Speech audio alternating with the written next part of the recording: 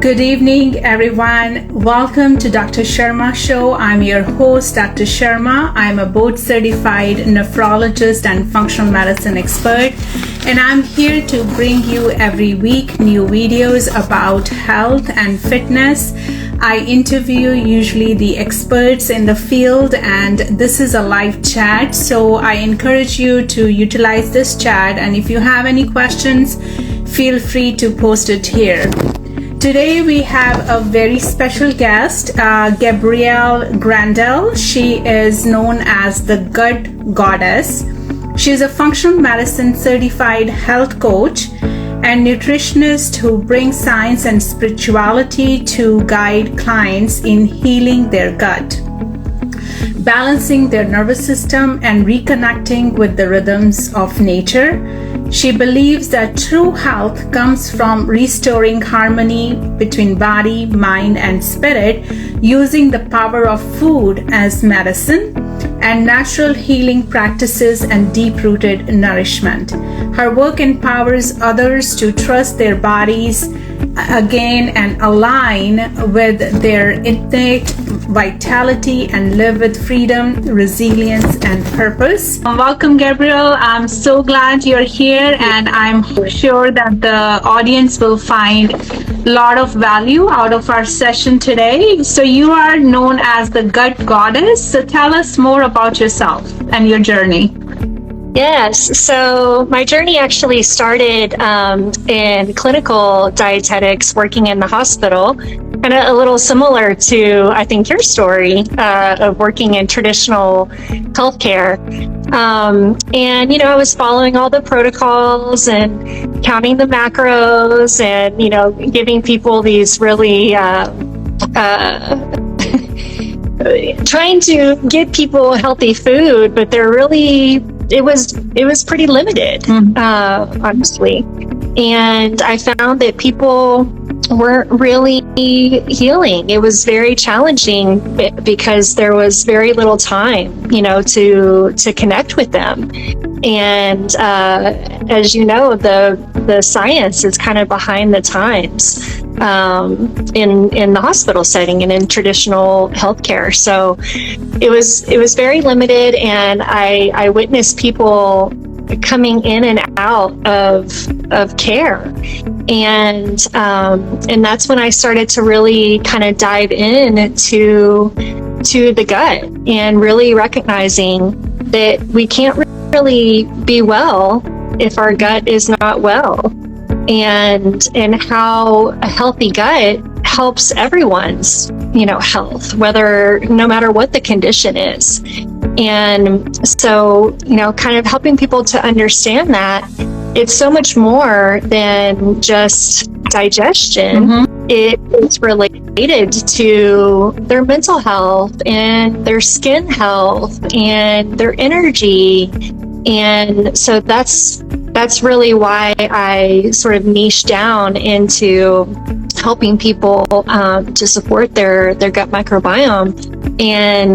And I really think it brings vitality to your life, and it helps people to really recognize who they really are underneath all the symptoms and what's possible for them. So thank you for sharing your story. I remember those days when we were rushing, seeing patients, very sick patients in the hospitals, and handing them over prescriptions, and they're not getting better and they're getting sicker. And that was my frustration. And you said it very well. Everything starts from your gut, and gut is the first exposure of your body to the outside world, starting from your mouth, and then whatever goes in your gut, then it creates a reaction, and there, everything starts from it. And they say the gut is the second brain, right? So a lot of hormones get secreted from the gut, and inflammation starts from the gut. So if your gut is not healthy, then you can see that impact on other vital organs, including the kidneys and the heart. So I've seen that very closely in my patients. So I think you're doing a very important job by helping people in understanding their gut health and helping them with their gut health. So how does it connect to your emotional and spiritual healing? I read your bio and you're connecting the gut health with spiritual healing. Can you tell us more about it? Yeah, sure. I was just, I think that, as you said, it's hard to be well if your gut is not functioning well. We are made up of everything that we consume, and that's what feeds our tissues and our organs and allows us to have, these experiences in life, and to really kind of turn on that part of us that can be awakened, to what's really possible. I think that we all are here, to live a purposeful life. I think it's our birthright to feel healthy and live in a body that we really love. And that starts with our nutrition, what we're putting, in our body, more than just nutrition, but, all of the inputs that we're putting in our body, and how I just want people to recognize, what's really possible and available to them, and that they can really live a life that they enjoy and feel good and healthy and strong, because we all have our own, unique purposes in the world. And so I try to, be a voice and kind of, speak to that, to help them understand the connection there, that nature really has it all, for us, from the foods, and the plants and the animals, but the sunshine and the water and, just the energetics of all of it, I think is a divine creation. And I think it's just fascinating, how it works in our body. It's not, that's not a mistake. And so, just, I think making that connection is important, and it helps people wake up and really, be excited about their life, and again, what's possible for them. Yeah, wonderful. Yeah, because we are living in this 21st century, and the world today is different from world we had about 100 years ago, and the environment is different. The toxin load is more. We are exposed to so many environmental toxins and fertilizers, pesticides, our agriculture. There's whole MAHA movement going on right now, Make America Healthy Again. So I am looking into, how do we change that agriculture and our crops and our food in America? And if you go to Europe, they stop buying products from America. It's that low quality food we have here, and how it's impacting our lives is whole different, storm we have in healthcare industry. And people are, we have so much pharmaceutical research, and now grants are getting taken away, and it's impacting the healthcare system in a different way. But all these pharmaceutical companies and all the medications and the drugs we have, it's not making America healthy, right? We have statins for preventing the heart disease, but heart diseases are increasing. We have, metformin and insulin and GLP-1 now for diabetic patients, but diabetes is increasing, chronic diseases are increasing, and kidney disease is increasing. So I've seen that how our environment is changing, and if we are not going back to our roots of exposing to the sun and breathing fresh air and following some kind of routine with the sleep and restfulness, mindfulness and all those things, and we are really not doing a favor to our health, right? So everything impacts, and that's indirectly is linked with our gut. Yeah. So, we say that the gut is linked with our nervous system. In very simple language, how would you describe the effect of gut elements or gut dysregulations to our nervous system, to our audience? Yeah. I just wanted to follow up with what you were saying, that it is such a travesty, because the only thing that can really create health is nutrition and lifestyle.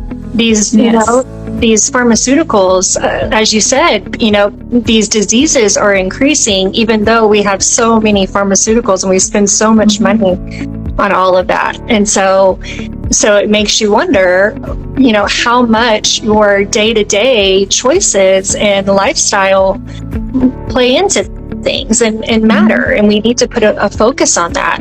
And so it's helping people understand that the gut and the brain are in constant communication, right, through the vagus nerve and neurotransmitters and hormones, and it's there's this interconnectedness that's always going on.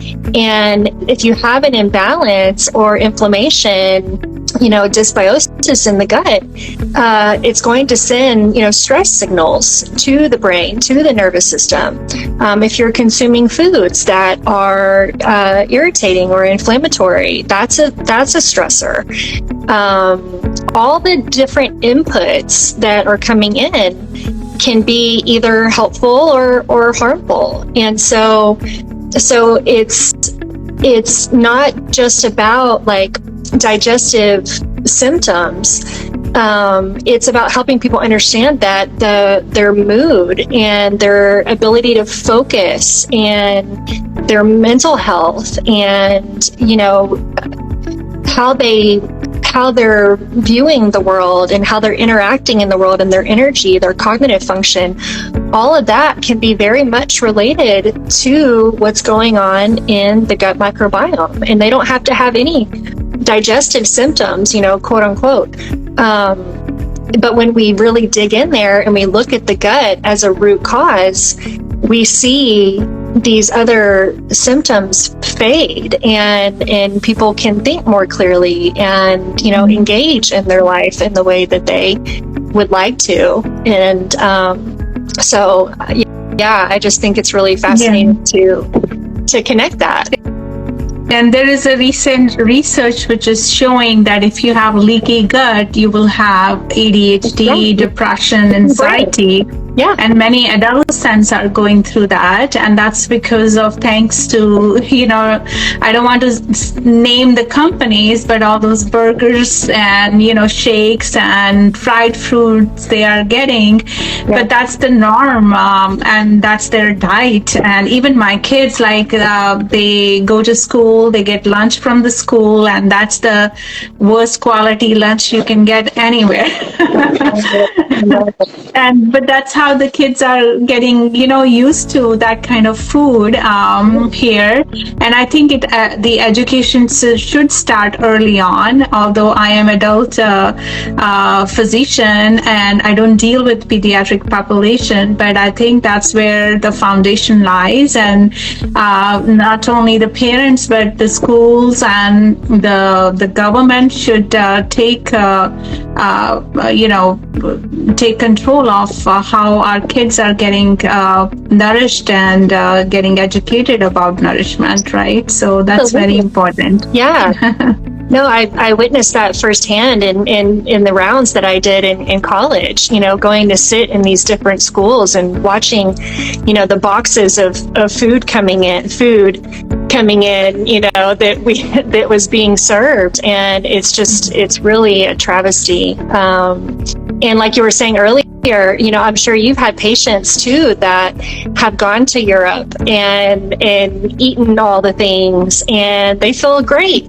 Right? Yeah. They don't have to watch it as closely as we do here. They come here and then all of a sudden they're sick, and all of a sudden, they have all these symptoms, and it's not something. My sister actually also lives in Europe, and she was telling me that we don't get anything from America, and everything is like locally grown and very fresh.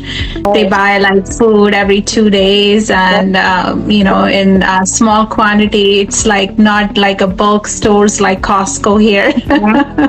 They don't have those things there, so everything is very, very fresh. And here we are more into like packaged food and more preservatives and chemicals. We are getting microplastics now, and recent study was published which was showing 1% of human brain is plastic. Oh my gosh. So all that load of microplastics we are getting from packaging, from water bottle, and all those things is a huge impact on our body. Absolutely. So tell me, Gabrielle, when you get a patient who has, maybe you are suspecting that they have gut dysbiosis or gut problems, what signs and symptoms are you looking for in those patients?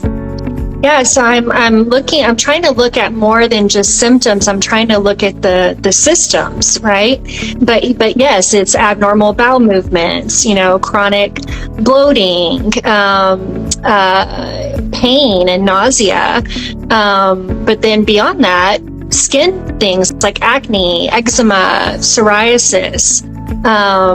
And then coming back to some of those cognitive things like inability to focus or mood swings and mood disturbances, memory issues.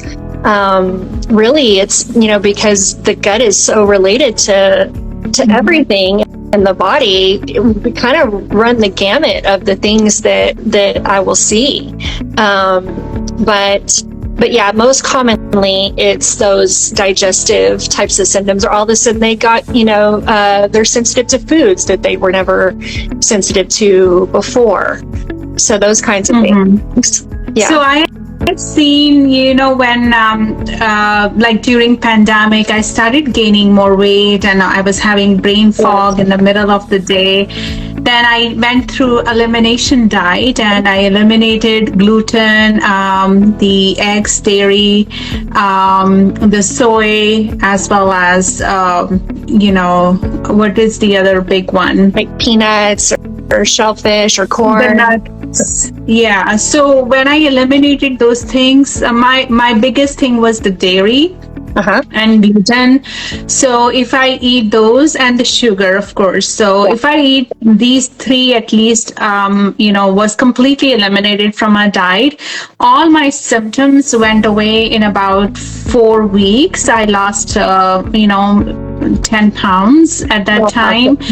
And, then I did my own protocol, and of course I kept losing weight. But I think that's the biggest, the food is the biggest culprit, and the whole reaction at the cellular level from our gut lining starts when our bodies start producing antibodies against those food.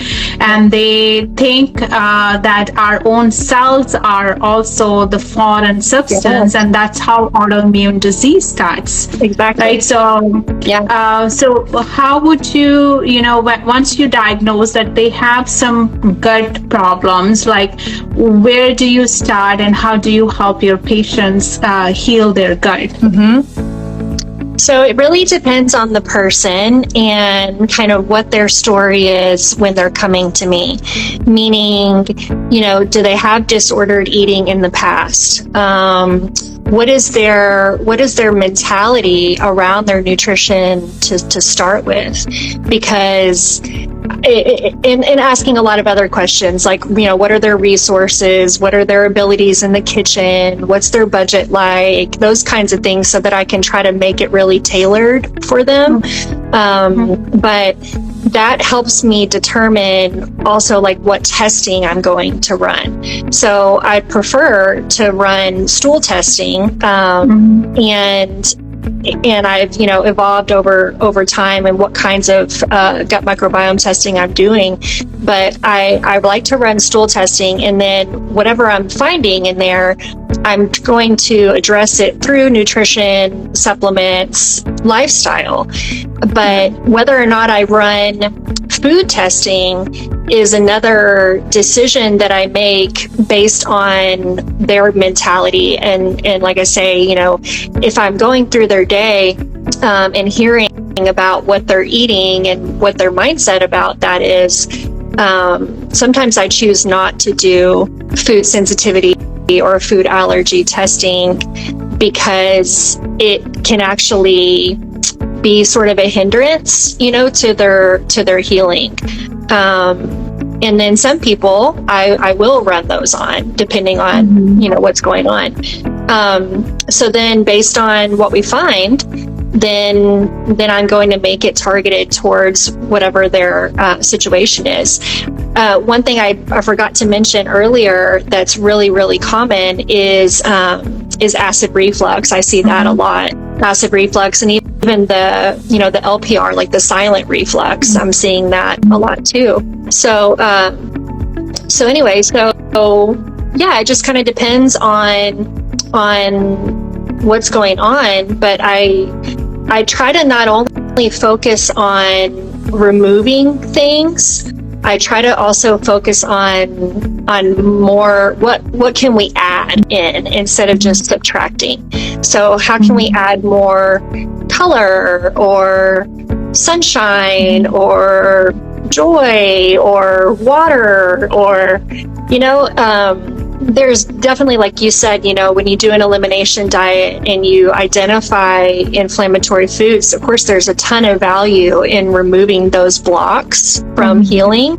But not everybody, can do that in the beginning. And so I just try to listen to them and really meet them where they are and move along, as they're able.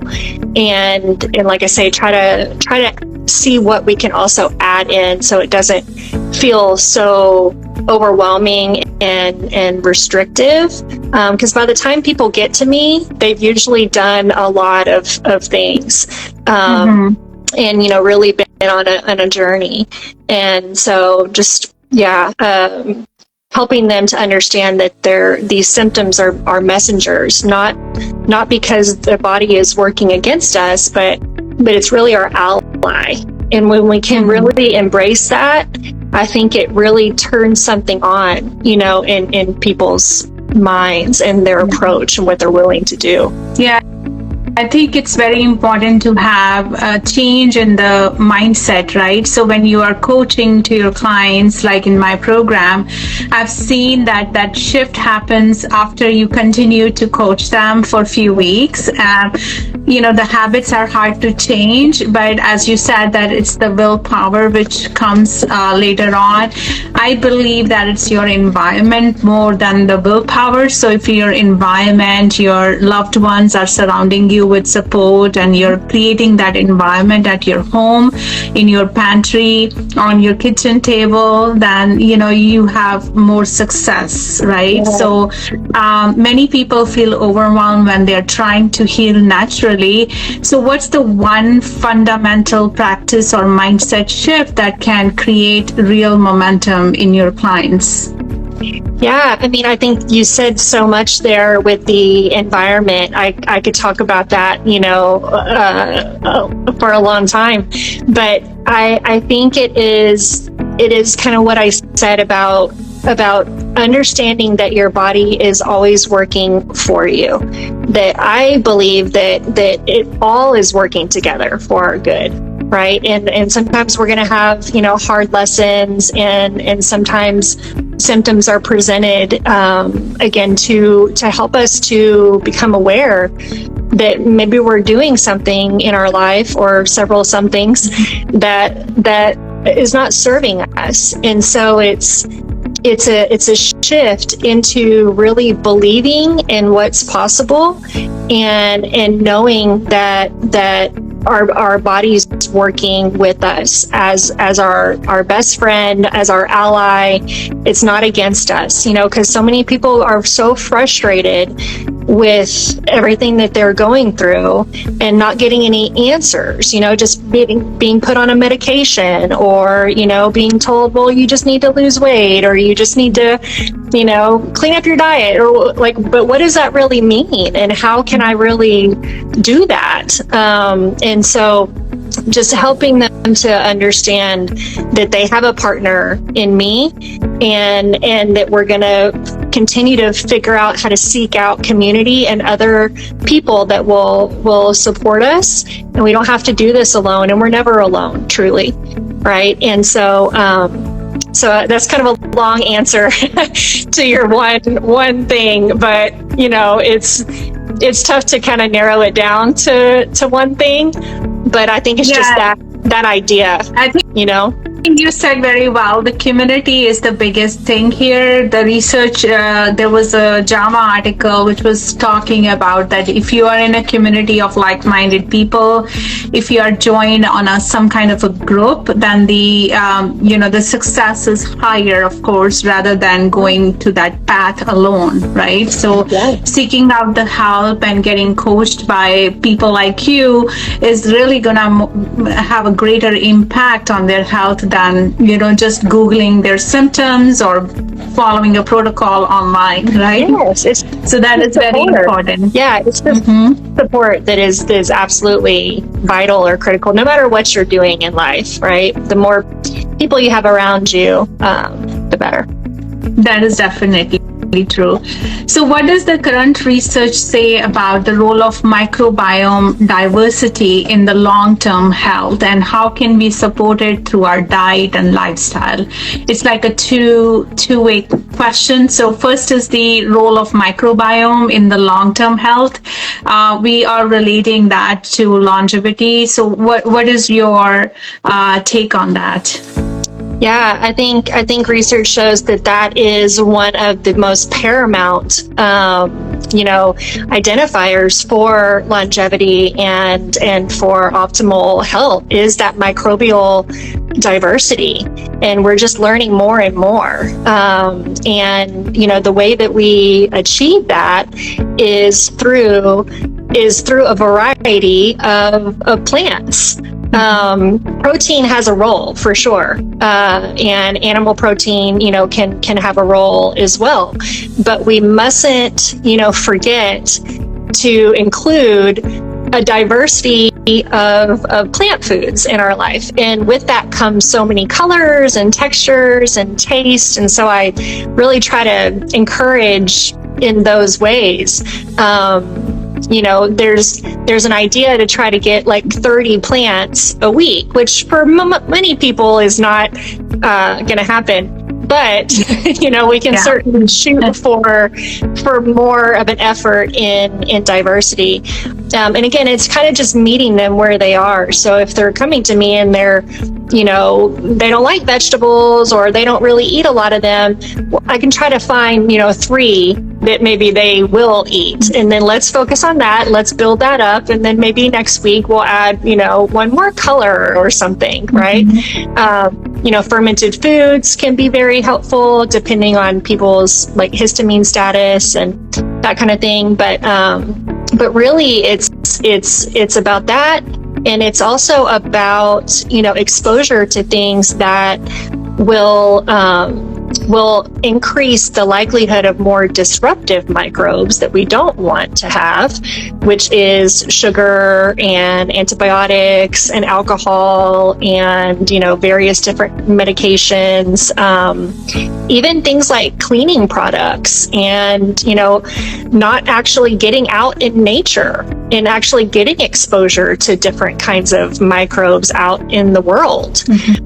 We've become sort of this over-sanitized population, especially since COVID, and it's just, that's not the way to be. Like for, millennia, we have lived in symbiosis with all of God's creation, all of these bugs, right? Yeah. And so, yeah, we just want to create an environment where we can have more of I call them the good, gut buddies. And so, yeah, I think just it's really fascinating. Increases your immunity, right? So if you're exposed to different organisms, I would say, then your natural immunity will be higher as compared to, living in a sanitized environment all the time, right? Which is a lot of people are like, they don't think that way, right? They think I need to kill off all the bad guys or something, but what you really need to do is feed the good ones and allow them to do their job, because they're, again, everything's working for us, and they have a lot of jobs, and that's the way to create longevity and optimal health and immunity. Absolutely. So would you say, like, beside plants, would you include like probiotics, prebiotics, and caffeine, yogurt, stuff like that in the food as well? Yes. So like, kefir and yogurt, I'd put that in that fermented food category. Probiotics definitely have a place, but not just any probiotic.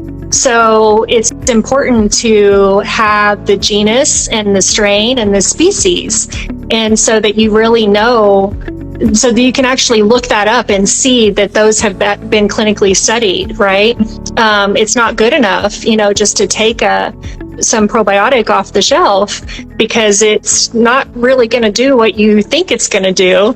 And then even the ones that are evidence-based, you're going to get some you're going to get some benefit while you're taking them.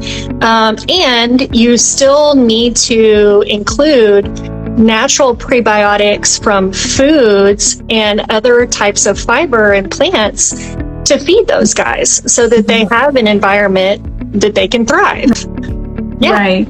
That's very well said. That's why it is important to eat healthy. Then again, everything comes in full circle, right? So it starts from what you eat, and then you can add on more supplements. So in my practice also, like, I don't emphasize on giving patients like 10 different supplements, but, work on their diet, their lifestyle, of course, initially, and then you work it up. So thank you for your insight about it. And what is the one best advice you can give it to our viewers who want to learn more about the gut health? What's the best advice that I can give them? I think like I said in the beginning, you can't be fully well unless your gut is well. So it really serves you to dedicate some time and intentionality to what you're putting in your body. That's the first, line of defense, right? And that's what's going to create all of our tissues and organs and how well they actually function. That's what we're made of. And so you want to embrace that, and it doesn't have to be overwhelming, right? You can just make small choices, and they all add up. Yeah.